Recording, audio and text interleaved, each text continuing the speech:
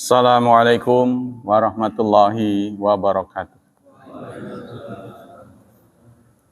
Innal hamdalillah nahmaduhu wa nasta'inuhu wa nastaghfiruh wa na'udzu billahi min syururi anfusina wa min sayyiati a'malina. May yahdihillahu fala mudhillalah wa may yudlil fala hadiyalah. Asyhadu an la ilaha illallah wa asyhadu anna Muhammadan abduhu wa rasuluh la nabiyya ba'dah. Allahumma salli wa sallim ala nabiyyina Muhammad sallallahu alaihi wasallam wa ala alihi wa sahbihi wa man sara ala nahjihi ila yaumiddin. Amma ba'd. Ayol ikhwah, tema adab pagi ini adalah adabu fadlis syuhada fi sabilillah.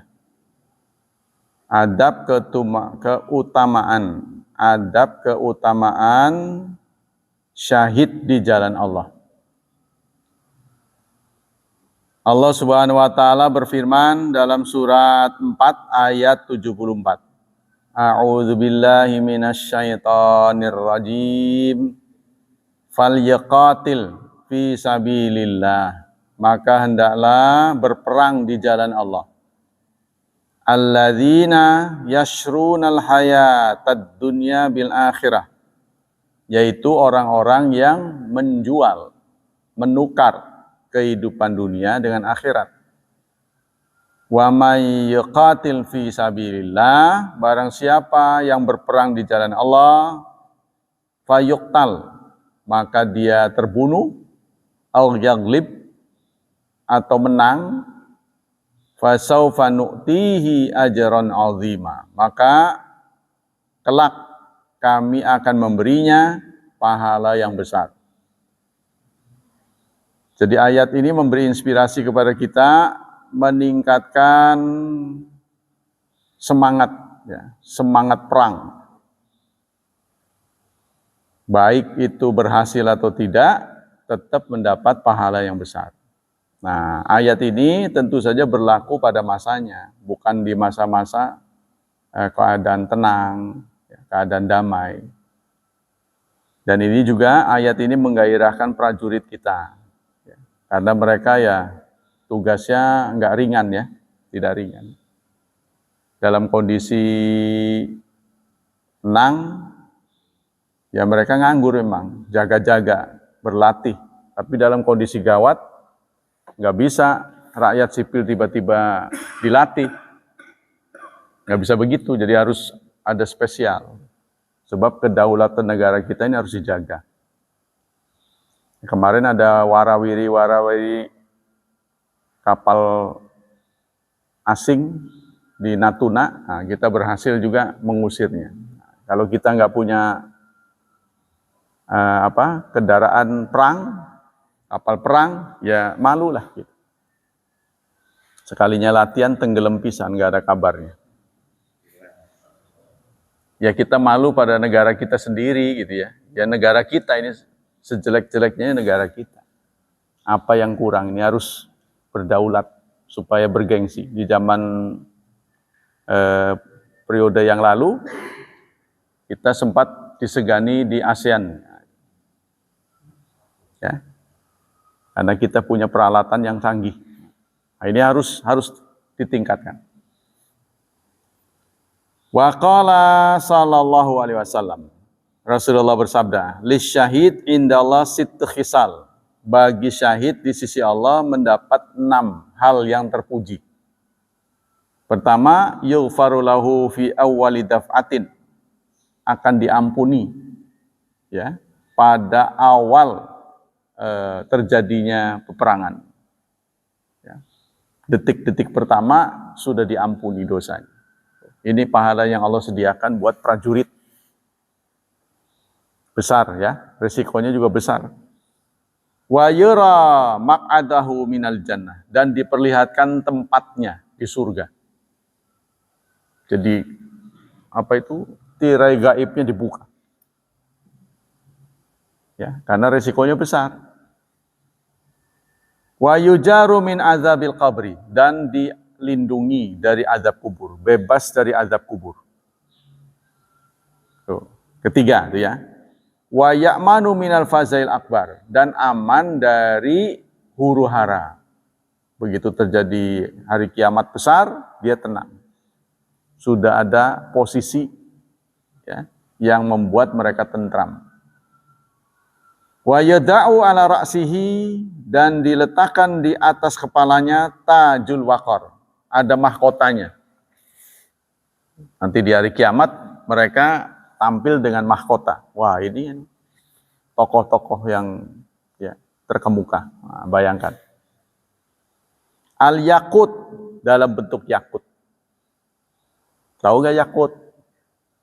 Nggak ngerti sih. Ya, makanya harus banyak ngerti. Ya. Cincin-cincin yang ngerti. Sekedar ngerti ya nggak apa. Yakut.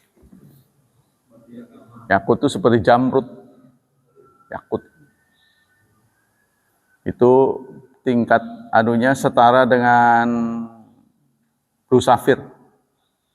Kalau berlian kan 10. Safir ya kekerasan. Tingkat 9. Kalau akik mungkin 7. Kalau kaca 2. Sehingga mudah gores ya. Jadi makin tinggi tingkat anunya, makin mahal tingkat kekerasannya. Nah, itulah bedanya antara intan dan berlian. Intan dan berlian. Diamond. Diamond itu bukan batu. Diamond itu nama irisan. Nama cutting. Nah, itu. Jadi batunya sebenarnya intan. Intan itu kan bentuknya apa saja karena di alam. Lalu di cutting, dibuat begini, buat poles ini, poles ini. Nah, jadilah dia berlian yang ada sisik-sisik begini. Ya, sehingga posisinya itu mengambil sinar dari semua sudut sehingga terlihat terang. Nah, ini cerita tentang batu. Nah, ini akan diberi mahkota seperti itu, kelap-kelip. Nah, itulah ya peruntukan syahid. Minha khairun minad dunya. Ya, diberi mahkota yang lebih baik daripada dunia, tentu saja lebih baik daripada yakut di dunia maksudnya. Wa ma fiha, dan apa-apa yang di dalamnya. Wa yuzawaj, dan dinikahkan. Ini kalau udah bahasa nikah ini. Ya. Apalagi pelakunya, pesertanya aja seneng tuh. Nikah tuh. Jadi nikah itu kebahagiaan yang kumpul jadi satu. Jangankan pelakunya, pesertanya aja seneng, semuanya mesem kecuali mantannya mungkin. Kenangan pahit. Dan dinikahkan 72 bidadari. 72 bidadari. Kalau di dunia mah gempor. Ya, bisa berdarah-darah. Keluarnya darah, bukan lagi ya. Maksudnya gempor. Tapi nanti diberi kekuatan yang dahsyat. Kekuatan kuda. Orang-orang di surga itu kan serba kenikmatan, tidak ada kesakitan, tidak ada penderitaan lagi. Semuanya nikmat. Yang nggak enak-enak itu nggak ada. Contohnya makan. Kalau kita di dunia kan makan ada kenyangnya. Kenyang itu kan nyebelin ya. Lagi enak-enak makan kenyang. Udah nggak bisa habis dong. Nah di sana nggak ada kenyangnya. Makan lagi. Nah, cuman variasinya karena terlalu banyak. Ya ini sedikit, ini sedikit, ini sedikit. Itu katanya, ya. Tidak ada kentut katanya, tidak ada buang gas. Yang nyebelin itu tidak ada. Semuanya bagus. Dan itu sangat mungkin, saudara, karena bau atau wangi itu nisbi sifatnya. Ya, nisbi, artinya itu karena penciuman kita dirancang begitu. Kalau yang bau begini nggak enak, kita nggak mau. Itu tergantung Allah bikin. Jadi bau dibuat wangi juga bisa. Minal hur, dari bidadari, wa yusfa'u, serta diberi izin. Nah, diberi izin untuk memberi syafaat 70 dari kerabatnya. Nah, kalau Pak Hilman tercatat sebagai syahid, diberi izin, silahkan selamatkan 70 orang dari keluargamu. Nah, bayangkan tuh, ya, pahalanya sangat banyak. Konon salah satu bentuk syahid ini katanya anak yang hafizul Quran. Makanya orang berlomba-lomba punya anak hafid. Kalau dia hafid, wafat, nanti mendapat hak menyelamatkan kerabatnya, saudaranya, keluarganya, sekian orang. Saya lupa angkanya. Kalau syahid ini 70 orang, diberi hak menentukan si A, si B, si C. Selamatkan menurutmu. Nah, ini kan suatu suatu peluang yang sangat membanggakan. Nah, kan? Kalau guru-guru saya ngajar itu diberi hak menyelamatkan satu orang. Saya waktu ngajar boleh menyelamatkan satu siswa. Ya, diberi syafaat. Naik maksudnya. Nah, di akhirat 70 orang. Kalau di dunia sih bisa diulang ya, nggak naik bisa diulang kan. Kalau di sana kan nggak bisa diulang, ini persoalannya. Jadi sangat berharga sekali kemampuan untuk izin dari Allah untuk menyelamatkan keluarga itu sangat-sangat beruntung lah orang yang diberi hak. Bagaimana kita supaya mendapat perolehan syahid ini? Syahid itu siapa? Anna syahid man mata minal muslimin fi qital kufar.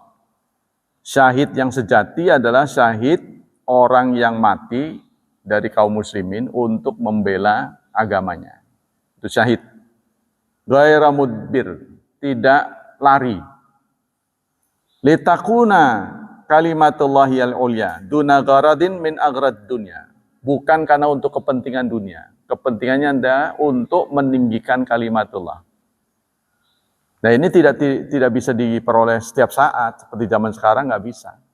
Tapi apa mungkin terjadi? Ya mungkin terjadi. Kalau negara kita dalam keadaan gawat, ya maka pemerintah membutuhkan kemampuan sipil, bantuan dari sipil karena prajurit kurang.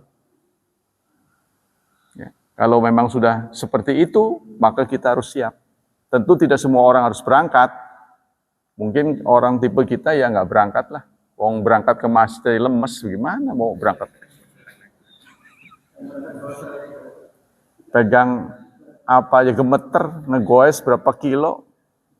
Ini yang kuat lah gitu. Yang terlatih ya. Nah, waqad syahidallah lahu bil jannah. Maka Allah akan memberikan kesaksian untuknya mendapat surga. Wasyuhada ahya'un inda rabbihim yurzaqun. Syuhada, orang-orang yang syahid, itu sesungguhnya hidup. Tapi versi mereka, ya, bukan hidup seperti kita. Butuh makan dan minum. Nah, saudara, ada pengalaman yang menarik tentang syahid ini ketika terjadi banjir. Banjir yang menggenangi Bukit Uhud. Ini beberapa ratus tahun setelah Rasulullah wafat.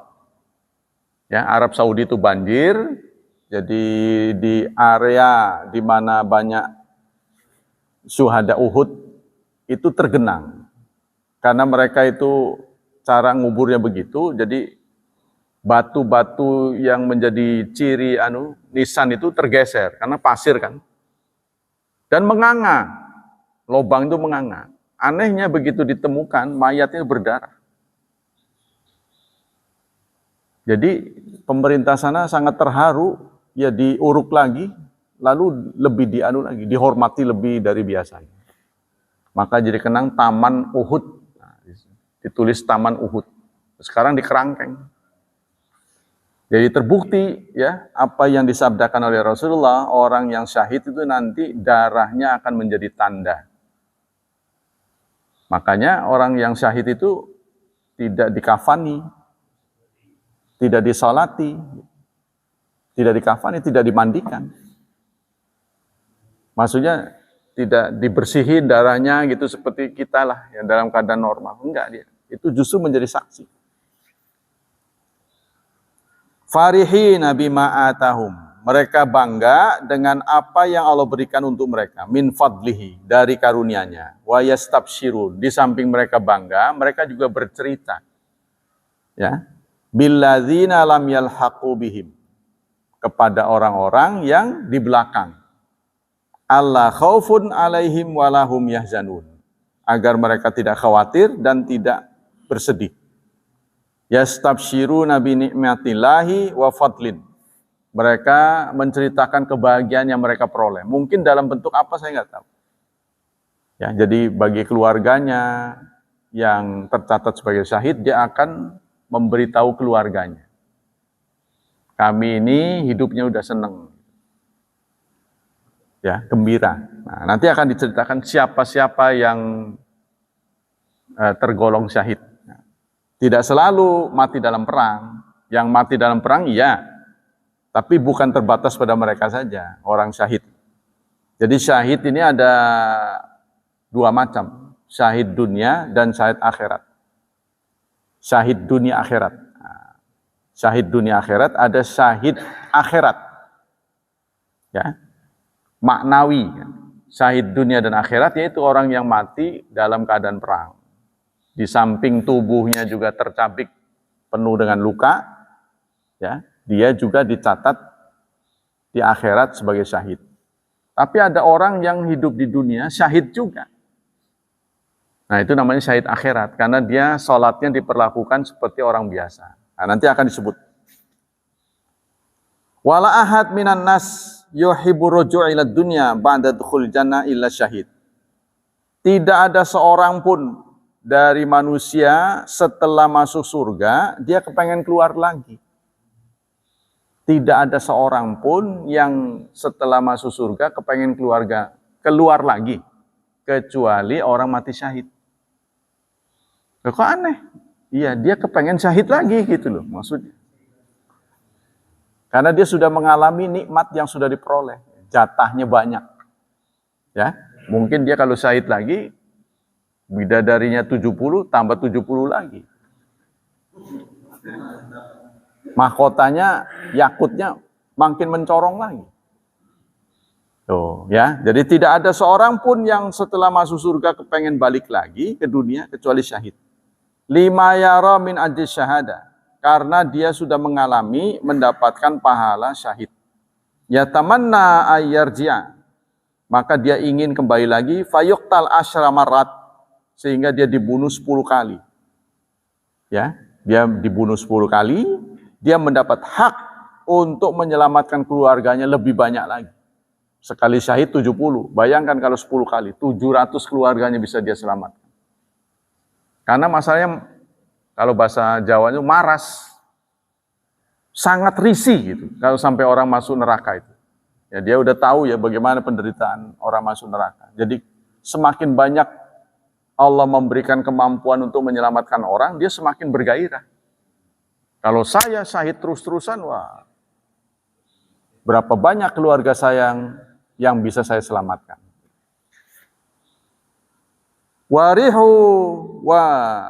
Warihu dami syahid karihil miski. Wangi darah syahid itu seperti misik, minyak misik.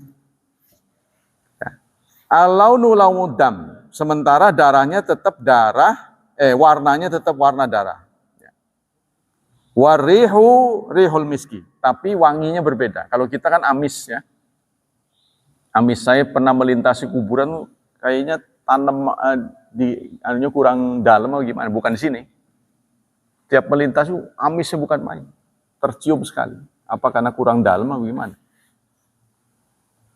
Wa talabul ilmi. Nah, siapa saja yang syahid, wa minasyuhada al-maqtul zulman. Di antara masuk kategori syahid adalah orang yang terbunuh secara zalim. Ya, secara aniaya, dizalimi. Maka dia masuk syahid. Wal mayitu bida'il batni, dan orang yang mati karena sakit perut. Mati karena sakit perut. Nah, ini tercatat syahid. Kalau dia ingat Allah, gitu ya, maksudnya aktivis ya. Awit ta'un atau penyakit ta'un. Dulu ini kolera. Ya mungkin sekarang ini COVID. Saudara boleh jadi sedih. Ya, menyaksikan keluarganya kena COVID. Nah, jangan-jangan yang COVID, yang mati kena COVID itu justru gembira. Karena mereka syahid. Wah, ngomongnya bagaimana saya? Kan nggak bisa ngomong lagi. Kalau saja tahu semua orang kesempatan untuk syahid, maka semuanya kepengen kena COVID. Ya kan? Nah, makanya ini kalau sampai orang begitu ini namanya ini sudah nggak waras kata orang. Kan di zaman Rasulullah begitu. Orang kayak mau mati itu kayak ngantri. Saya dulu. Begitu. Orang waras. Orang semua berebut untuk hidup, dia kepengen mati. Kalau kemarin orang mau COVID itu ngantri, udah saya aja lah yang COVID. Wah, ini orang nggak waras. Pasti begitu. Ya. Kan memang kalau secara hadis kan begitu, wala tamu dalam Quran ya, wala tamu tunna illa wa antum muslimun. Janganlah kamu mati kecuali ke dalam muslim. Kan dilarangnya begitu. Jadi kalau kita mati dalam keadaan muslim itu sesuatu yang tidak tercela. Nah, kebanyakan kemarin orang yang COVID semuanya ingat Allah. Ya, mudah-mudahan ya, mudah-mudahan. Aktivis kita yang di sini juga kena COVID, kita belum sempat nengok, divonis COVID. Sampai kita mau nyolatin secara normal aja nggak bisa. Kan ini perlakuannya seperti orang mati syahid. Ya kan? Nah, sampai dijauhi. Ya, kita nggak bisa, nggak normal. Mungkin itu malu menurut beberapa orang. Tapi ternyata mereka gembira. Saudara yang salah, kita yang salah menilai. Dan ini tidak bisa terjadi terus-menerus, nggak setiap saat. Nah kemarin ini diberi kesempatan mati syahid sebanyak-banyaknya. Nggak perlu perang, ya kan? Nah itu, orang yang sakit perut, orang yang kena kolera, atau orang yang tenggelam, atau orang yang dalam pengasingan. Begitu juga santri. Nah, santri, ya. Orang yang sedang mencari ilmu, kemudian mati, itu juga matinya mati syahid. Idza mata fi talabihi wan nufasa, serta ibu-ibu yang melahirkan. Saat dia ngeden, nyawanya tidak tertolong, maka dia syahid. Rasulullah bersabda, ini beralasan karena Rasulullah bersabda dalam sebuah hadis yang dirawikan oleh Bukhari dan Muslim, ini sangat kuat ya. Asy-syuhada khamsatun. Orang yang syuhada, mati syahid, ya, yang dihitung syahid, itu ada 5. Al-mad'un. Pertama adalah orang yang kena ta'un. Kalau ta'un zaman dulu itu disaksikan oleh mata. Ini mati begitu. Kalau zaman Rasulullah, jadi sangat ganas. Kalau sekarang kita kan beberapa hari mati, itu kan? Tidak disaksikan oleh mata kita di area yang sama, gitu kan? Kalau di zaman Rasulullah kolera pernah terjangkit kolera. Ya, itu maka Rasulullah mengatakan 5 pihak yang dihitung syahid. Pertama adalah ta'un. Yang kedua mabtun, orang yang sakit perut. Yang ketiga gharik, orang yang tenggelam. Yang keempat sahibul hadam, orang yang kena longsor, ketiban longsoran, tertimbun. Itu juga syahid. Wasyahidu fi sabilillah, serta yang asli, yaitu prajurit di waktu perang. Jadi 5 ya, orang yang dihitung oleh Allah sebagai syahid. Hadis riwayat Bukhari dan Muslim. Wa minasyuhada man qutila duna malihi.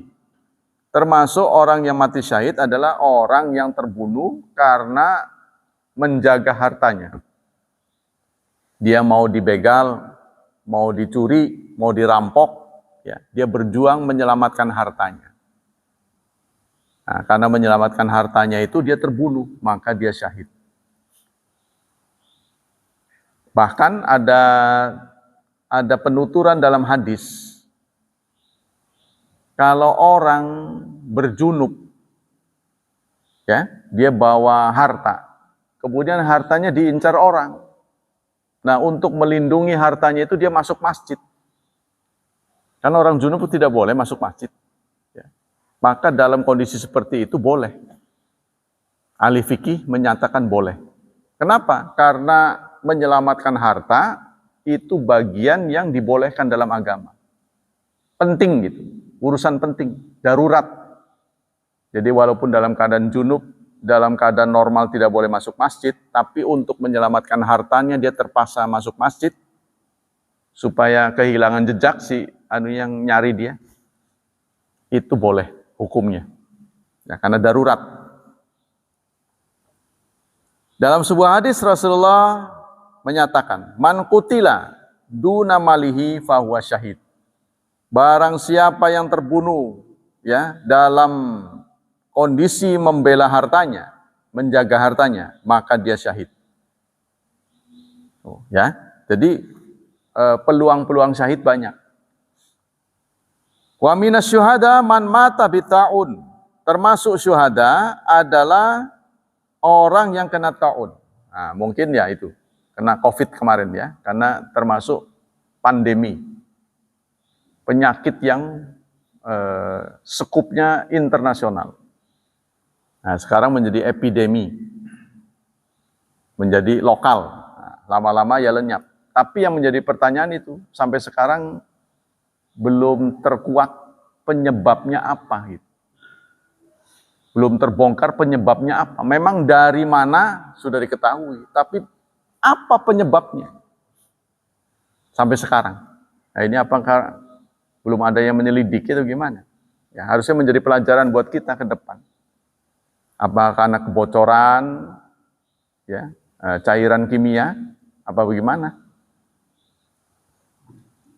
Dalam sebuah hadis Rasulullah menyatakan at-ta'un syahadatun likulli muslim. Ta'un adalah merupakan syahadat, merupakan syahid setiap muslim. Ta'un, ya, penyakit. Jadi ya mungkin tadi kemarin COVID yang paling ganas sepanjang hidup kita ini kan COVID ya, yang paling ganas karena menyerang semua orang. Berapa banyak pengusaha menjadi bangkrut, kegiatan dibatasi. Mau ke sana dibatasin, ke sini dibatasin. Ya mirip penjara lah kemarin. Di penjara kita selama 2 tahun sekian.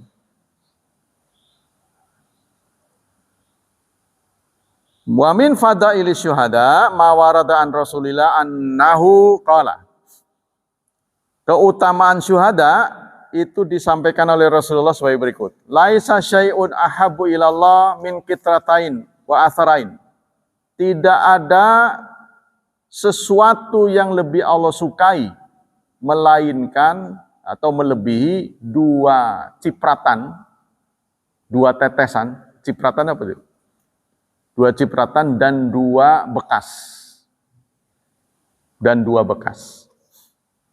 Apa saja itu 2 cipratan? Kitratun min dumu'un min khasyatillah. Yaitu 1 air mata yang mengalir. 2 cairan maksudnya. Tidak ada sesuatu yang lebih Allah cintai melebihi 2 cairan dan 2 bekas. 1 ya, air mata yang mengalir karena takut kepada Allah. Tobat. Wah, tobat. Ya, sadar bahwa kita ini salah, banyak dosanya, mengalirlah air mata kita. Konon komposisi air mata yang mengalir karena takut kepada Allah itu berbeda katanya. Berbeda dengan air mata yang keluar karena kelilipan. Katanya beda ini. Mata kita bisa memproduksi beda-beda ini. Ya, komposisinya itu beda katanya. Nah, air mata itu seperti layaknya emas. Nanti akan menjadi kesaksian di sisi Allah Subhanahu wa taala. Apa perlu diwadain gitu? Ya nggak perlu lah. Yang kedua, kitratud dam, cairan darah yang mengalir karena membela kebenaran. Ya, 2 cairan. Ada 2 bekas. yang Allah cintai. Nah, tidak ada yang Allah lebih cintai daripada dua bekas ini. Tadi dua aliran. Fa'atharun fi sabilillah. Pertama, bekas karena berjuang untuk Allah. Orang pulang dari perang itu kadang-kadang kan ada lukanya. Bekas luka. Ya. Katanya tubuh Khalid bin Walid saat dimandikan itu tidak ada satu kilan dari tubuhnya, melainkan ada bekas tebasan pedang. Tapi beliau sangat menyesal karena matinya sakit. Dia mengantar syahid banyak sahabat-sahabatnya, tapi dia sendiri matinya sakit. Bukan syahid. Jadi syahid itu masalah anugerah dari Allah, nggak bisa diberikan pada setiap orang. Ya, ada dua bekas yang Allah cintai. Satu bekas perang, luka perang. Yang kedua bekas ya yang terdapat pada tubuh orang karena menjalankan kewajiban. Ya, contohnya kaki kita terlihat lebih menebal di bagian tertentu, lebih tebal, kapalan. Nah itu akan menjadi saksi saudara, jadi jangan dikeletekin. Jangan diamplas, jangan. Karena kita malu dia amplas. Ini menjadi saksi nanti di hari kiamat. Ya. Jadi yang kedua adalah bekas menjalankan kewajiban dari kewajiban-kewajiban Allah. Begitu juga karena kita sering meletakkan dahi kita, maka posisi tertentu di dahi kita ini ada lebih hitam daripada yang lain. Nah ini juga akan menjadi saksi ya di hari kiamat. Waqad kana sahabat radhiyallahu an harisina ala syahada fi sabilillah yarisunal maut kama yahrisu ahadun al hayat. Sahabat itu punya perilaku sangat semangat untuk memperoleh derajat syahid ini. Mereka memperjuangkan syahid seperti memperjuangkan hidup. Konon itulah rahasianya kenapa Umar, Utsman, Ali itu terbunuh walaupun tidak dalam keadaan perang. Kan bukan perang ya, karena dia selalu minta mati syahid. Kenapa para sahabat ini minta mati syahid? Supaya kepengen tidak dihisab. Cuma mereka minta jangan dihisab. Jadi menghindari hisab, mereka itu pengen mati syahid ini keinginannya supaya bebas dari hisab. Jadi hisab ini rupanya berat sekali menurut pandangan para sahabat. Kalau kita kan awam ya, dengar hisabnya biasa-biasa aja kali. Banyak di antara kita ahli hisab, Mak. Ya, ahli hisab rokok. Jadi kita merasa biasa-biasa aja gitu. Nggak takut, nggak apa. Tapi para sahabat ini mengejar syahid ini untuk menghindari pertanyaan.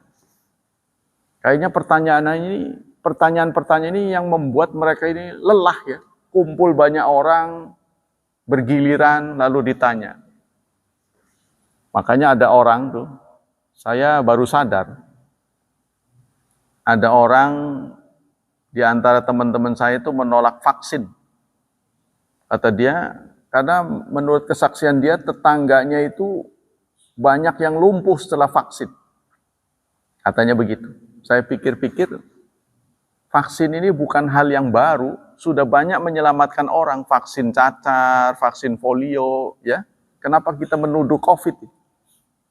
Nah ternyata gara-garanya saudara, saya pikir-pikir, ngantri terlalu lama dalam keadaan berdiri. Itu penyebabnya. Kan rata-rata yang ngantri ini tua. Waktu saya pertama ya, vaksin pertama itu ngantri barangkali ada 2 jam. Kejemur seperti di lapangan lah. Dijaga oleh prajurit kita. Antriannya di daftar. Ada barangkali 2 jam. Itu yang menyebabkan ini. Orang banyak yang bermasalah kakinya. Jadi katanya dikait-kaitkan dengan vaksin. Menurut saya tidak. Jadi kalaupun tidak divaksin, kalau dia ngantri lama ya sama. Jadi persoalannya ngantri, makanya kedua diperbaiki, diperbanyak bangkunya. Jadi kita ini kan dengkul kita menopang tubuh ini udah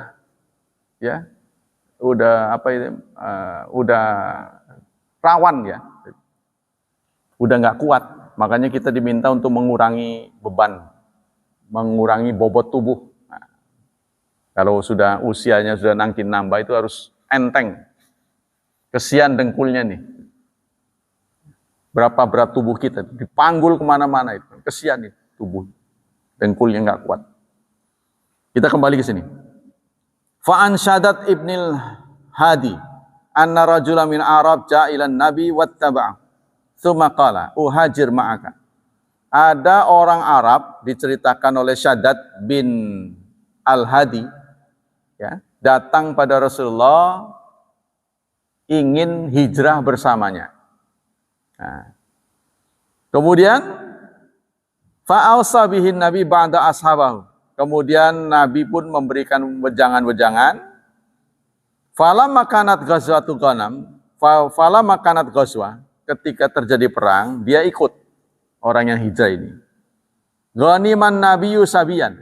Nabi memperoleh banyak ghanimah. Ya, faqasama, lalu dia mendapat bagian.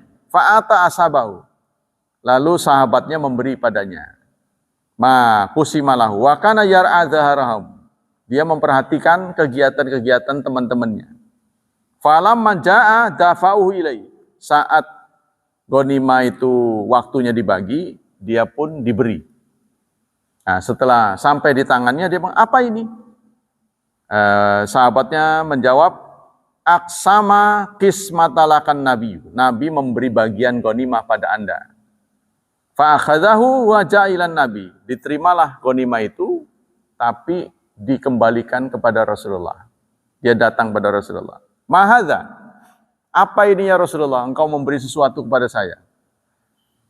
Qasamtuhu lak, aku membagi untukmu. Kebetulan cukup, ghanimahnya banyak, jadi kamu kebagian. Lalu sahabat itu berkata, ma'ala hadha tabi'tuka. Bukan karena ini aku mengikutimu. Nah, itu sahabat sampai menolak. Walakinni, tetapi aku ittaba'tuka, mengikutimu ala an armiya ila hadza. Aku ini kena panah. Tuh, kata dia gitu. Fa'amutu wa adkhulal jannah. Maka aku mati dan aku masuk surga. Itu yang saya inginkan. Saya mengikuti Anda bukan kepengen bagian. Dibalikin lagi. Saya ingin doa Anda, saya syahid. Jadi sahabat-sahabat ini berlomba-lomba untuk syahid. Ya, jadi inilah terkenal pasukan berani mati. Jadi orang-orang kafir itu melihat sahabat-sahabat Rasulullah ini sudah nggak waras. Sudah nggak waras. Kenapa? Karena mereka kalau lagi damai, mereka suka lempar-lemparan semangka katanya. Ya mungkin kayak voli begitu ya. Dulu kan belum ada bola. Jadi yang dipakai itu kulit semangka dilemparin. Wah, begitu. Bercanda kalau masih waktu senggang. Tapi begitu ada pengumuman perang, semuanya serius. Nggak ada terlihat canda, ketawa itu tidak ada. Nah, begitulah para sahabat Nabi. Jadi dipandang oleh orang lain ini menggentarkan mereka ini. Pasukan teman-teman Rasulullah yang nggak dibayar. Kalau sudah ada panggilan perang, mereka itu kayak kehilangan kontrol begitu kata orang lain. Kayak nggak waras, nurut semua. Itu yang menggentarkan itu. Ya, nggak dibayar, tapi kalau digerakkan itu semua ke situ. Wah, itu sangat. Pasukan berani mati. Jadi para sahabat begitu ada pedang mengarah ke tubuh Nabi, mereka dulu. Ya, jadi apa itu ya?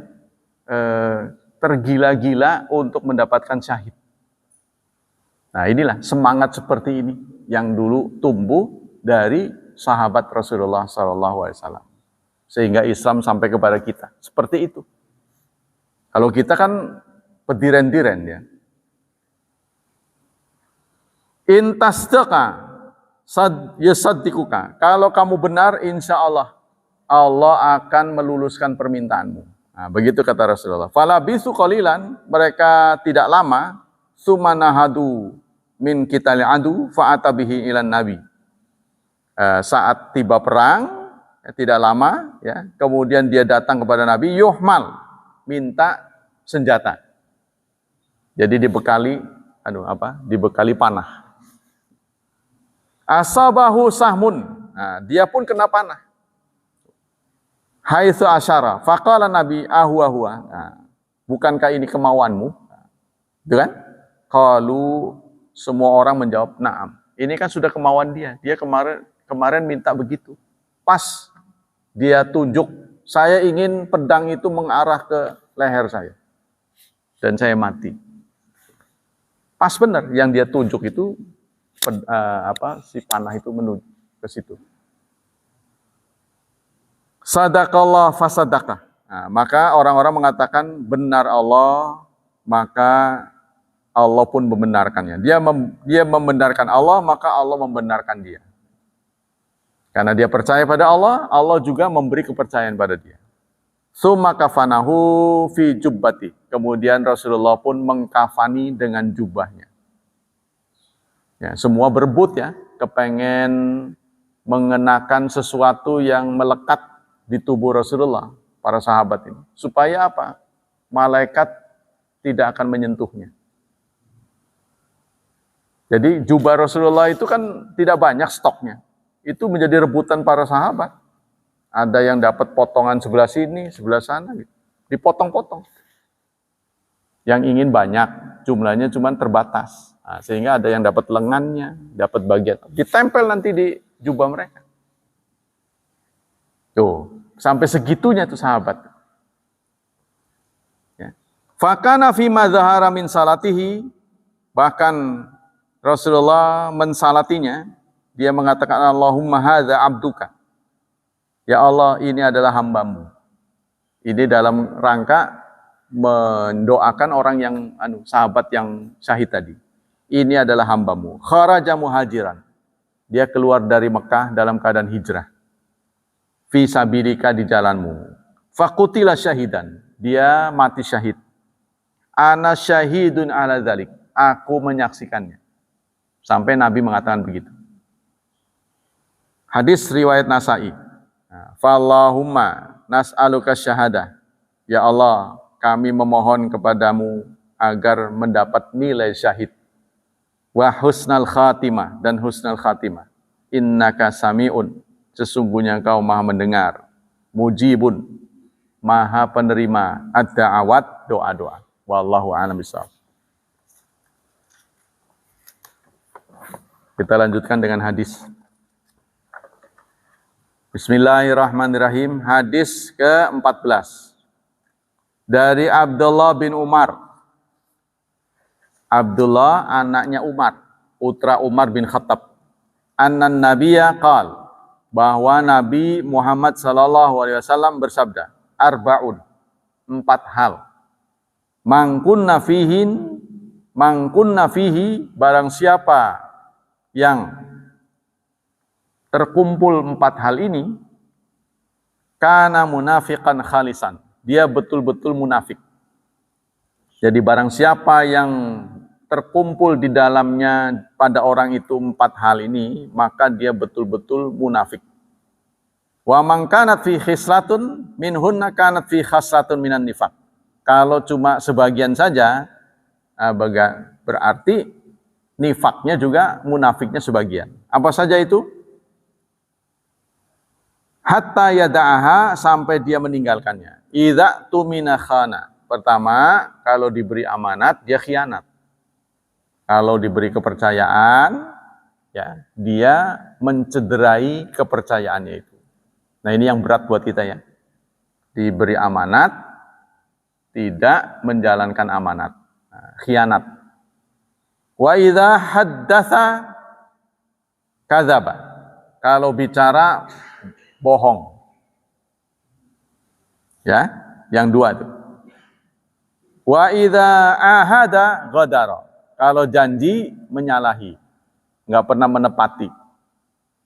Insya Allah. Jadi insya Allah dipakai untuk menghindar. Datang ya, insya Allah. Udah tahu nggak datang. Insya Allah itu kalau di atas 90% datang. Kita tidak bisa memastikan, karena Allah yang punya kepastian. Baru insya Allah. Kalau kita jelas-jelas nggak bisa datang, katakan dengan jujur. Saya nggak bisa datang.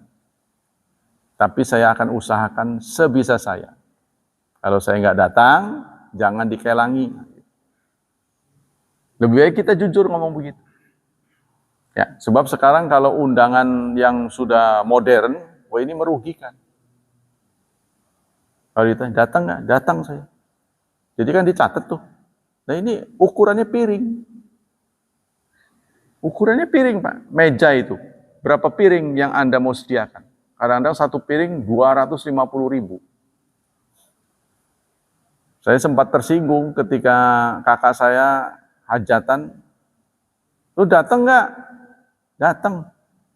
Tanya lagi, lu datang nggak? Marah saya. Nah, saya nggak sadar. Saya nggak sadar di kota itu peraturannya itu berdasarkan piring. Jadi kalau nggak datang, otomatis jatah saya dicoret kan? Tapi kalau saya mengatakan datang, maka ada piringnya di situ. Itu harganya mahal. Tergantung ini negonya. Ada yang 500.000 satu piring. Jadi sayang kalau saya nggak datang. Makanya kalau datang katakan datang, kalau tidak katakan tidak. Nggak usah basa-basi. Wah nggak bisa datang, coret. Gitu kan? Jadi kalau yang pakai meja itu sudah dihitung berdasarkan. Nah, maka saudara bisa menyiasati, kalau makan tuh piringnya satu aja, jangan gonta-ganti. Sepanjang piringnya itu tetap direken satu, gitu. Percaya nggak? Ada satu mall, ya, yang kita mau minum saja bayar. Minumnya bayar. Yang dikasih bukan minuman, cangkir. Dikasihnya cangkir apa dia? Nggak ada isinya. Nah isinya ngambil sendiri. Berapapun kita ngisi mau segalon tak asal cangkirnya itu, rekennya satu. Jangan ganti itu. Nah itu jadi ada kebijakan satu tempat makan itu berdasarkan cangkir, tapi tidak boleh dibawa keluar. Kalau kita nggak malu ya, mungkin orang ada yang minum 10 cangkir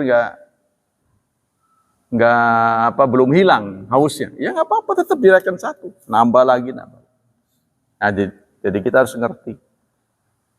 Kalau hajatan kita kesianlah. Ya tentu yang bukan di rumah ya.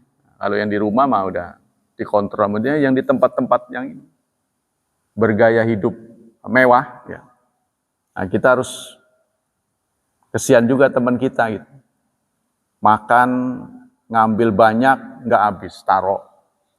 Ngambil lagi piring. Ini bisa 4 satu orang. Udah piringnya itu aja. Satu aja piring dibawa-bawa tuh. Ya kesian jadi. Kalau dihitungnya itu kan kita nggak pernah tahu. Begitu selesai hajatan, waduh reken-reken rugi. Kesian kan. Nah, kita bantu, apalagi kado yang kita berikan nggak seberapa. Nah, itu kita membantu teman kita begitu caranya. Nah, begitu juga dulu pernah ada kesepakatan sih teman-teman. Kalau kado ngasihnya uang aja. Kita kan kepengen terlihat jadi kenangan. Si A ngasih jam dinding, B ngasih jam dinding. Dibuka jam dinding ada 10, mau taruh di mana?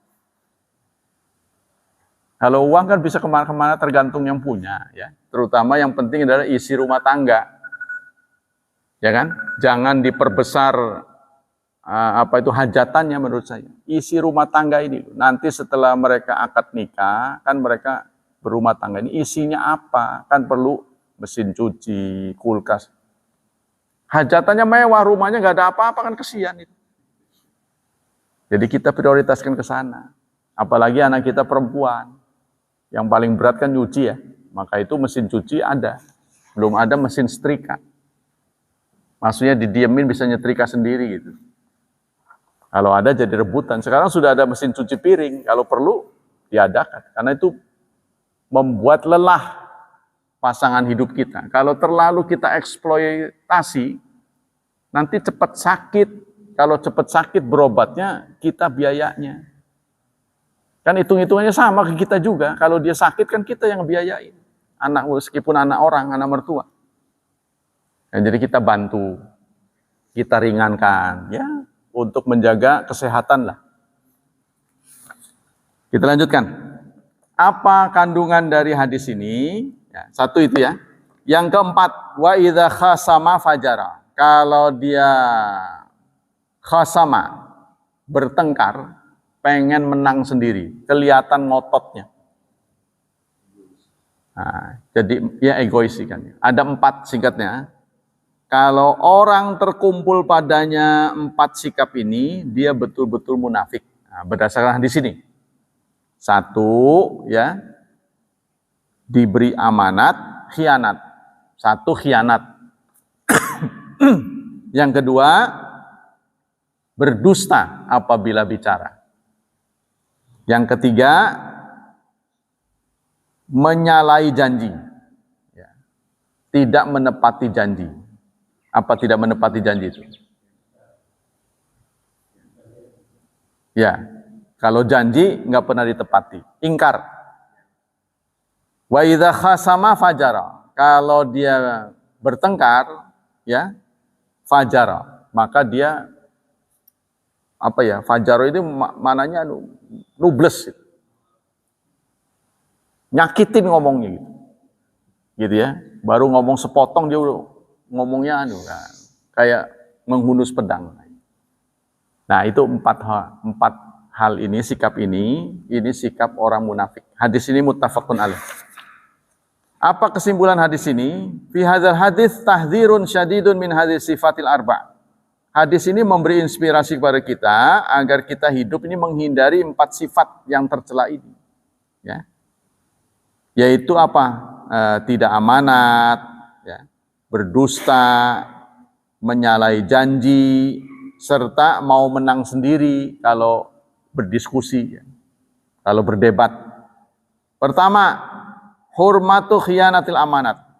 Pertama, kita dilarang khianat. Hurmatu tasarruf fil amanat. Allah menyatakan dalam ayatnya, surat 4 ayat 85.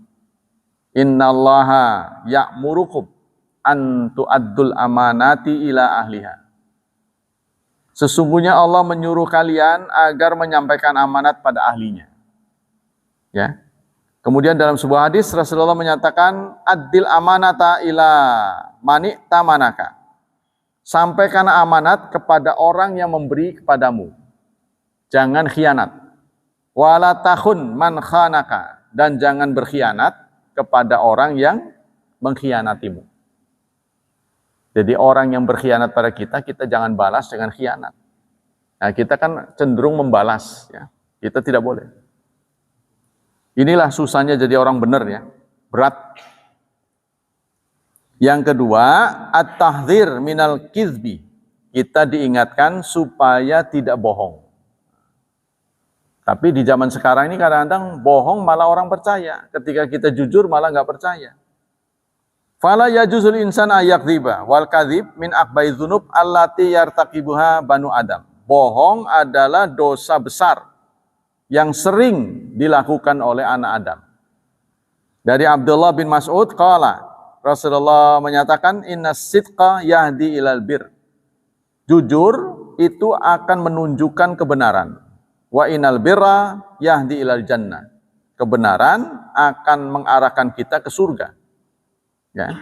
Wa inar rajul, seseorang yang selalu benar, maka dia akan dicatat oleh Allah benar. Nah, kalau dipunten oleh Allah benar, orang ini benar. Wa inal kadzib yahdi ilal fujur. Sementara bohong itu mengarahkan seseorang kepada perbuatan jahat. Bohong ini awalnya dari bohong. Wa innal fujar yahdi ilan nar. Kalau sudah jahat, maka kejahatan itu akan mengarahkan seseorang ke neraka. Seseorang berdusta sampai Allah mencatatnya sebagai kadzab, pendusta. Kalau kita sudah dicatat oleh Allah pendusta, mau benar susah. Jadi kalau sudah dicatat oleh Allah, tidak bisa balik lagi. Yang ketiga, al-ghadar minal ahdi, menyalahi janji, ingkar janji. Fa idza ata ahdan ala aisyain min asya ghadarabi. Apapun amanat, ya, apapun janji yang pernah terucap, selalu diingkarinya. Likulli ghadir liwa'un yaumal qiyamah. Nanti di hari kiamat, orang yang suka mengingkari janji ini akan diberi bendera. Bawa bendera. Benderanya tertulis ingkar janji. Ada-ada aja. Jadi benderanya pengingkar janji. Katanya gitu. Hadhihi ghadratu fulan. Ini adalah tukang ingkar janji. Benderanya ada tulisannya begitu. Dia nggak bisa nolak. Dia harus bawa bendera. Ya tadi itu ya, orang yang berjasa dikasih mahkota, nah ini kasih bendera. Wa hadza yadullu ala anal ghadar min kabairi dzunub. Ini mengindikasikan bahwa mengingkari janji itu termasuk dosa besar. Ingkar janji ini termasuk pada anak. Biasanya kan kita segen ya untuk ingkar janji kepada orang yang di atas kita. Tapi kita merasa remeh, merasa enteng kalau orang itu di bawah kita. Contohnya anak, istri. Kalau kita sudah ngomong, itu jangan pernah ingkar. Walaupun kita nyesel juga, udah kadung ngomong. Ya, contohnya, udah yang rajin belajar, nanti bapak belikan sepeda. Nah, udah dia belajar, lulus. Nah, kalau lulus, nanti bapak belikan sepeda. Begitu lulus, uang nggak ada. Waduh, nyesel saya ngomong. Lagi nggak ada uang. Kita harus tetap ya memenuhi janji kita. Kenapa harus begitu? Kalau kita tidak memenuhi janji, nanti ada bercak di kejiwaan anak kita. Bapak pembohong. Gitu. Dan itu akan dicatat seumur hidup. Cacat kita. Di mata anak itu kita cacat. Ini bukan sesuatu yang remeh, saudara. Nanti masa pun berubah. Ya, masa berubah, kita lemah. Anak kita menjadi juara. Dia naik panggung, kita turun dari panggung. Gitu kan? Kita pensiun, seragam diletakkan. Ya, manggot manggut aja saben hari itu. Saat jalan sana, jalan sini nggak genah gitu. Dia lagi naik panggung. Nah, kan kondisi sudah berubah, tapi cacat itu tidak pernah berubah. Akan tetap ada hati, bapak ini pembohong. Jadi dia tidak akan menghargai kita seperti kita jujur. Seperti kalau kita jujur, maka itu usahakan jangan pernah berkhianat meskipun pada anggota keluarga kita. Nah, sehingga kita ini tercatat sebagai orang jujur. Ya, dia akan mengenang kita, bapak biarpun susah, kalau urusan sama anak dia utamakan. Tuh, begitu akan terkenang, saudara. Kalau kita berjuang, enggak, apalagi Allah gitu, anak kita aja mencatat. Ya, jadi catatan untuk yang dibawa oleh anak saya, betapapun susah, kata dia, papa itu menyekolahkan dengan biaya yang setinggi-tingginya, walaupun susah. Gitu. Karena saya kalau sudah masuk SMA, itu saya borong tuh. Dari kelas 1 sampai 3 itu bimbel. Saya borong semua. Tutup, close. 3 tahun. Kamu bebas bimbel di sana. Walaupun ngutang-ngutang. Nah itu dikenang sama anak-anak. Jadi kita telah memilih pendidikan yang begitu baik pada mereka. Soal mereka lulus apa enggak itu urusan dia. Yang penting perjuangan kita orang tua. Itu akan dikenang, dicatat. Ya. Nah yang terakhir, idza khasamah fajara. Fujur fil khusumah nau'an ayyad daya malai salahu. Nah, yang disebut fujur di sini, dia mengklaim yang tidak sebenarnya. Yang kedua, yang kira ma yajibu alaih, mengingkari apa yang wajib untuknya. Tapi dimaksud fujur di sini ada tatawul. Tatawul itu maknanya kepanjangan, ya. Jadi artinya bertele-tele. Kalau dia berdiskusi itu bertele-tele. Panjang lebar tuh. Apa namanya itu? Bahasa kita itu. Ngeyel ya. Kalau berdiskusi atau sedang bermusyawarah itu ngeyel kemana-mana. Gak pugu-pugu, dibawa kemana-mana. Nah inilah satu sikap yang perlu kita hindari. Yang penting simple, ringkas apa tujuan Anda. Selanjutnya, anal insan yastami fi khisal iman wa khisal nifaq. Tergantung seberapa sifat yang menjadi cacat seseorang. Kalau 4 ini lengkap, berarti lengkaplah dia munafik. Tapi kalau dia munafik, apakah ini tidak selamat? Menurut Ahlus Sunnah wal Jamaah tetap selamat. Sepanjang dia bisa melakukan amal baik lainnya. Jadi kalau orang sudah kena penyakit begini, apakah dia berarti masuk neraka nantinya? Ya tergantung amal lainnya. Ya, karena itu akan ada masuk dan keluarnya, plus minusnya. Kalau nanti saldo terakhirnya plus, ya masuk surga. Yang terakhir, tahrimu hadhihi khisal arba'ah wa yal kizbu wal ghadar fil ahdi wal khiyanat fil amah. Kesimpulan terakhir adalah bahwa 4 perkara ini haram. Kita harus hindari. Pertama adalah bohong, yang kedua khianat, ya. Tidak menepati janji. Pertama khianat ya sebenarnya. Pertama khianat, kedua bohong, mengingkari janji, serta ngeyel kalau berdiskusi. Nah, itulah hal-hal yang harus kita hindari. Wallahu a'lam bishawab. Ada yang bertanya sampai di sini? Silakan. Ya.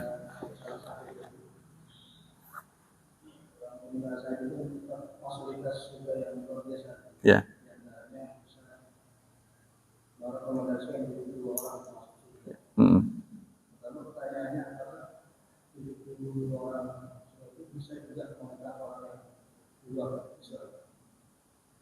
Yang pertama kedua, apakah sama fasilitas yang masih saya kita perempuan dan laki-laki, termasuk wanita dinikahkan di orang laki-laki?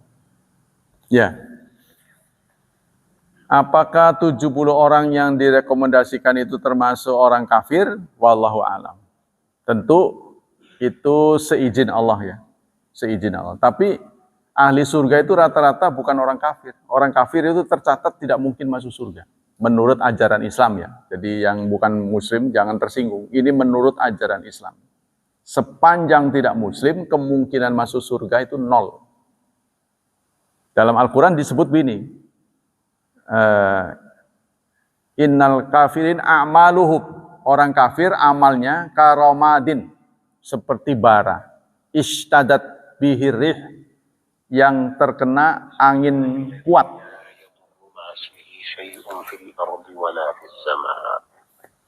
Jadi seperti bara yang tertiup angin, kan tidak ada bekasnya. La yaqdiru alaihi min syai', dia tidak mampu mempertahankan sedikit pun, tidak tersisa. Nah, begitulah amal orang kafir. Innal kafirin a'malun karomadin ishtadat bihirrih la yaqdiruna ala syai'. Dia tidak sisa sedikit. Jadi 70 orang yang direkomendasikan untuk diselamatkan ini dapat termasuk orang kafir? Mungkin saja tidak. Tapi kuasa Allah ya. Allah berkuasa. Nah, kita tidak bisa mendikte Allah. Tapi menurut ajaran Islam yang berhak masuk surga adalah orang muslim saja. 1. Yang kedua, bagaimana wanita-wanita yang syahid, apakah mendapat 70 bidadara? Kalau kita kan senang dengan pasangan bidadari. Nah, bagaimana perempuan? Karena perempuan itu secara naluri nggak menginginkan pasangan banyak.